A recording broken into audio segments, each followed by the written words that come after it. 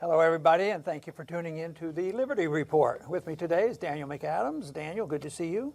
How are you this morning, Dr. Paul? I'm doing very well, and we're ready to talk about Syria.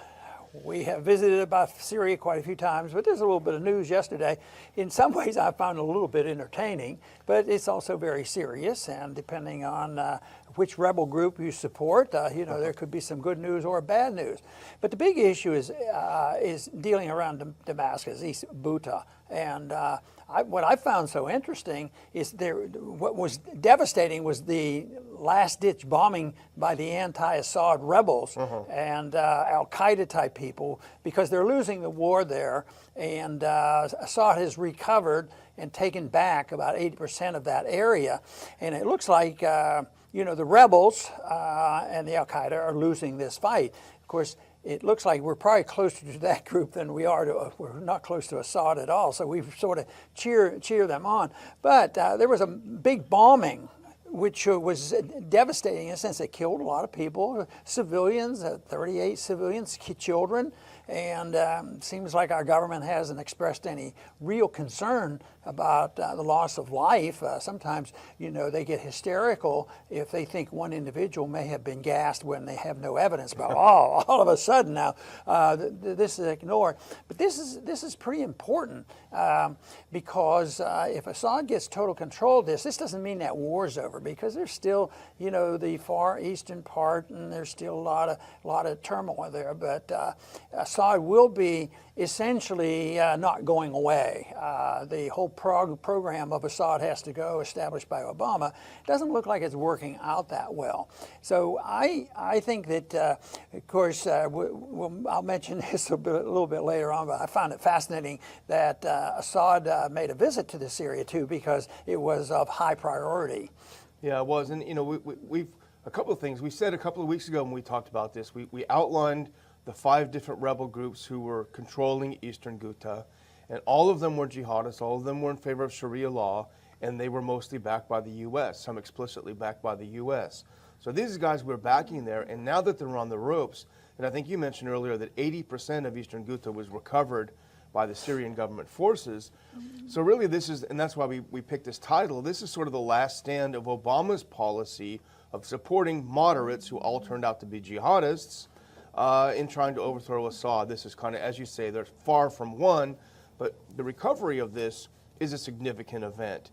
And the U.S. has been screaming about this for weeks and weeks, how terrible it is that that Assad is taking this area back. And of course, civilians dying is horrible, but these people had been held as human hostages, as they were in eastern Aleppo. You don't buy into the argument that the big problem is that they didn't take John McCain's advice and support the moderates. And of course, the people who have actually visited there said there are no moderates there. And that is probably the case. But the whole thing is this is the kind of mixture you get when we're involved in a no-win, undeclared, immoral war. It goes on. You can't figure out who the enemy is and when the war is over and what the purpose is. It's a typical example of what happens. But philosophically in this country, the people who work the hardest to promote this policy are the neoconservatives. They're the ones who believe that we have to remake the Middle East, and they've had influence. We're still trying to figure out how much influence do they have on this administration. They haven't gone away.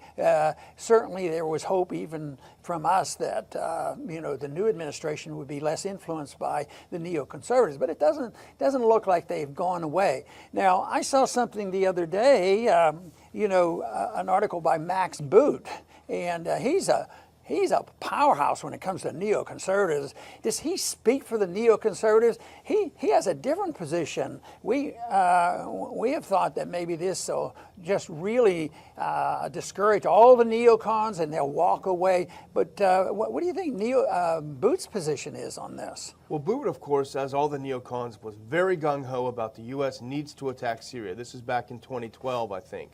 We've got to go in there and bomb them. We've got to set up a no-fly zone. We've got to make sure we overthrow Assad. This was his position all along. But what's happened, what's shifted, and this was a piece he did on March 8th in the Washington Post. What shifted is that post-liberation East Aleppo, looks a lot different than the neocons and the administration predicted. In fact, we have a picture of Aleppo. No, the Aleppo picture would be the third picture we have. This is the bombing. But so here's what Max Boot had to say, and this is a real shocking turn in a way, but we'll say why it's not shocking. We can just leave that up for a second. He said, "To save Syrians, let Assad win." That was the title of his piece. And here's a quote. "The way to save lives, I've sadly concluded, is to let Assad win as quickly as possible. Aleppo was a charnel house in 2016, meaning a graveyard, but now that it has fallen to Assad's forces, pictures are circulating of civilians strolling through its rebuilt park. It's terrible they have to live under Assad, but at least they're alive. Tyranny is preferable to endless and useless war." That's a changed attitude. That's remarkable. But I don't want to give him too much credit because he goes on to say a lot of other stupid things. But essentially what I think he's doing, I hate to say it this way, a rat is fleeing the sinking ship. He doesn't want to be the last neocon. As happened in Iraq, remember how they were ridiculed for holding out that this was the right war. He doesn't want to be that guy when it comes to Syria. Now he mentions people strolling and in the park and certainly not looking for Assad to shoot at them.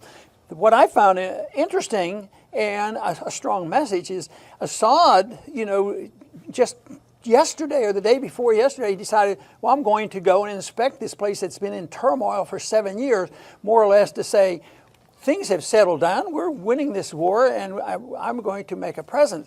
But did he have tanks and people protect him? He gets in a Honda, and he drives the car, and he has his arm out to him, probably waving to people, and nobody's shooting at him. And I keep thinking, wonder if our president, any president we've had for the last 30 years, could he get in his private car and drive out the White House and drive up and down the slums of Washington, D.C., or maybe take his Honda and drive through the slums of Detroit or Chicago or even the homeless areas of Los Angeles or whatever? I mean, it would be way too dangerous. But here it is, described that Assad is willing to do this to make a point. And the other big point is the cities that have been relieved from the oppression of the rebels, the normal population have moved back quickly to those areas, and obviously he's making that point. So it's so different than what you hear about and think about Assad. And he has his problems, but I'll tell you what, the reporters and the propagandists have a problem too, much greater than his. And speaking of propagandists, here's Heather Nauert, the State Department spokesperson. Here's what she said just a month ago. "The horrors of East Aleppo are being repeated in East Ghouta, with the ongoing slaughter of trapped civilians and woefully inadequate access for humanitarian actions." She's saying completely the opposite of what happened. We saw the pictures of the park in Aleppo. It didn't happen that way. It was a siege, and civilians did die, as they died in Mosul when we bombed it, and Raqqa when we bombed it. It's all unfortunate, but the horrors of these, the horror was that they were being occupied by al-qaeda, which is no longer there. So she just completely turned it on its head. And you know what's funny? We're not seeing a lot from the State Department now about East Ghouta, now that the Syrian army opened a corridor and 40,000, at least I think at last count, 40,000 civilians fled under protection into government-controlled territories. Why would they do that if the government was about to kill them?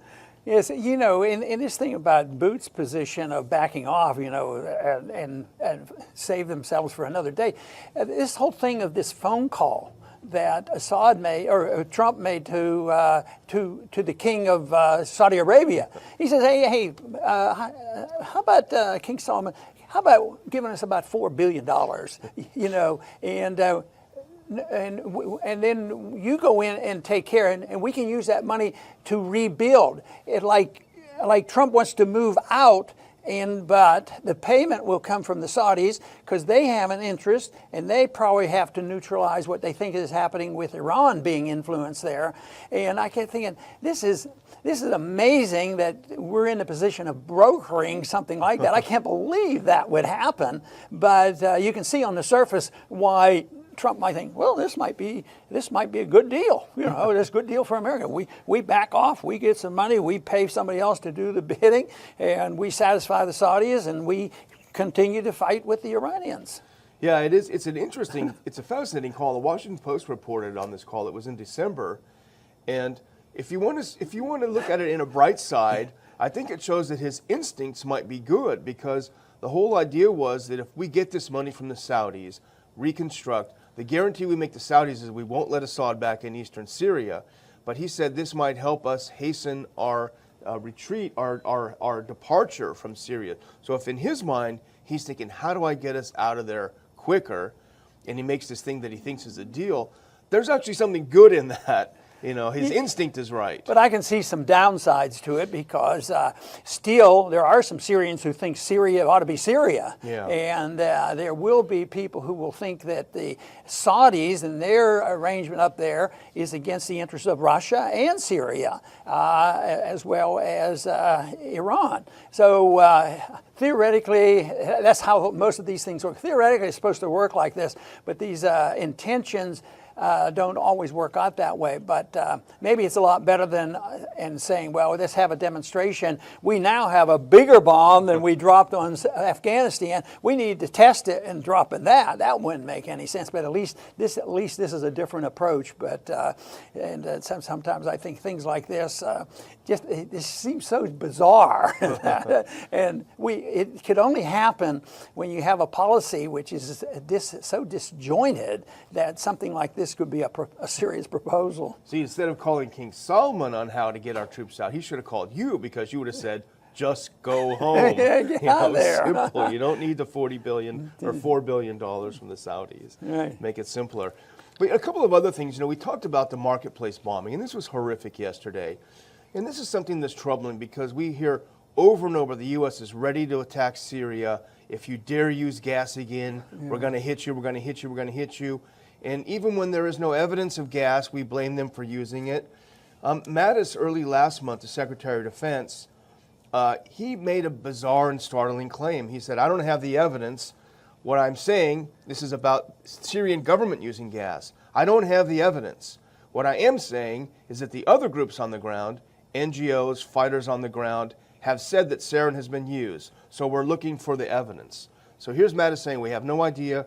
When he talks about NGOs, he's probably talking about the White Helmets. We've talked about them on this show, founded by a British intelligence officer, funded by the US and UK government. I wouldn't look at that as an objective source for this information. So he's saying we don't know. But when we do have something, we've seen it a couple times, and it's horrific and it's hard to look at, but that's the marketplace yesterday where there was an attack. And people were killed. For the imaginary gas attacks, Nikki Haley blamed the Russians and Syrians. For a real attack, what was Nikki Haley? Was she condemning this attack on the marketplace? What was she doing yesterday? Well, she only had a couple tweets yesterday. I think she was busy. But here's one of her tweets. I'm spending my day of happiness on the couch with a blanket, tea, and a book. So whenever there's the imaginary gas attack that Assad is doing, she's out there tweeting until her fingers are bleeding. But when there's a real attack that we have pictures of, she's sitting on her couch drinking tea. And they want the moral high ground. And sometimes with the media's help, they get the moral high ground because they express the concern for the children. But this has been going on for a long time as a result of our foreign policy, all the way back to the 90s, bombing Iraq and how many children were killed and the destruction of the infrastructure. So it's on and on, but it's always we care about the children, and it's always the enemy that does it. It's never the fact that we're there, and it's never the fact that it's our weapons that happen to be killing these people and involving so many civilians. Absolutely. And, I would just take this from what we're saying today to once again remind everyone, this is what we're talking about, non-interventionism. How could we have avoided this? We're not Max Boot. We don't say war, war, war, then when we realize it's a disaster, say, well, let's change our mind. We say don't go in at all. What is the right foreign policy for the United States? Non-interventionism. That's why we're having a conference next month with our friends at the Future of Freedom Foundation. We're going to outline what it looks like, what the policy should look like. So go to our website. Dr. Paul, tickets are selling fast because they're also very inexpensive. We want a lot of people. I was surprised at how many have been snapped up already. Get your ticket. Join us in South Carolina. More information on it is at our website that you see there on the screen. Yes, and I want to say that it's been very encouraging because the response has been very favorable. People can get into the program for $5, but we've suggested that, of course, we do have bills to pay, and we've had some extra donations. This has been very, very helpful. To me, this is a sign that even though we struggle to have a significant change in our policy, I think there is a shift. I think the instincts of the people are always for peace and no war, and that they are on our side. It's just a matter of getting that information. But I think we're making inroads because the people are sick and tired of it, and they know the money's running out and these budgets can't last forever. And they also know that they can't trust what the government is saying. And this is the reason why I think that we are getting a more positive support for our programs and for our conferences. I wished we could do a lot more, but we will do the best we can, and we do reach a lot of people every day. And the message of non-interventionism is a pro-American message. It's what the founders advocated. It's a position of peace, and that leads to prosperity. How can we lose? I've often wondered to myself, how do we lose on this when we take a moral principle of personal liberty to do what you want with your life as long as you don't hurt anybody, a non-interventionist foreign policy and civil liberties, and prosperity, because we sincerely believe that is the consequence, that prosperity comes with the liberty. I figured, why do we lose these debates? How can it be? And I think the one thing is there's been a lot of people who over the last century become dependent on government and think that everything comes from the government. But now that the evidence is loud and clear that the government is failing, it's failing on its social programs, its welfare programs, and all these things, believe me, they're going to have to look elsewhere. Well, we have to make sure as they don't say, well, that's true, but we just need more money from the government. We got to show them the government has nothing except what they take from somebody else. And that is why a position of peace and prosperity is the one we endorse, and we hope you will join us. I want to thank everybody for tuning in today to the Liberty Report. Please come back soon.